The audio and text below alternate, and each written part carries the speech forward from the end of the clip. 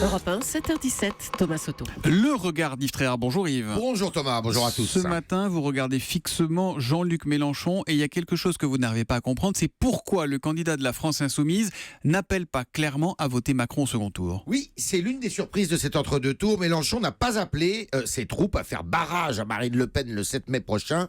Il a dit aux adhérents, c'est vous qui déciderez. Et la stupeur a été totale à gauche, et notamment à la direction du PC, qui, elle, s'est rangée derrière le leader de la France Insoumise, mais qui, maintenant, eh bien dit, il faut voter Macron.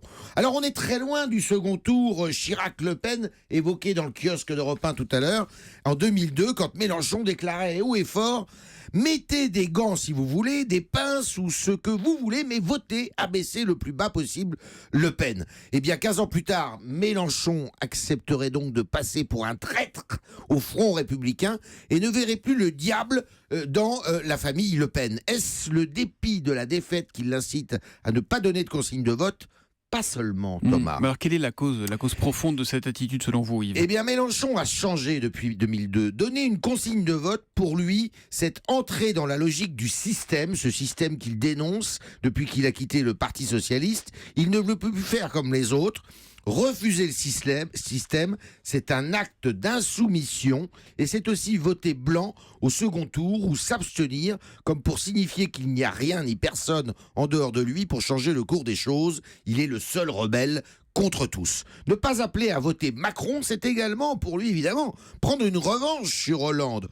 Hollande qui l'a roulé dans la farine quand il était au PS et qui a dit récemment qu'il était dangereux. Eh bien, Macron, aux yeux de Mélenchon, eh bien c'est l'enfant de Hollande, sa créature. Et Macron incarne tout ce qu'il rejette.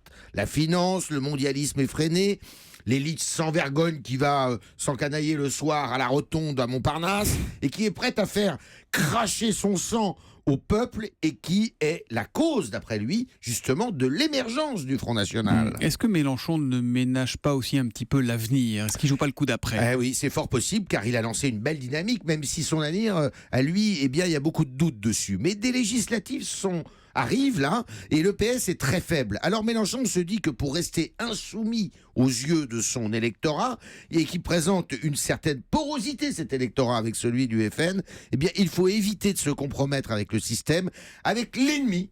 Et oui, l'ennemi qui a maintenant pour nom Macron, vraisemblable prochain président de la République. Il y a un tweetos qui a eu la bonne idée de comparer la carte du Fouquet, c'est la carte de la Rotonde. Alors on pense ce qu'on veut, l'initiative d'aller au restaurant, voilà.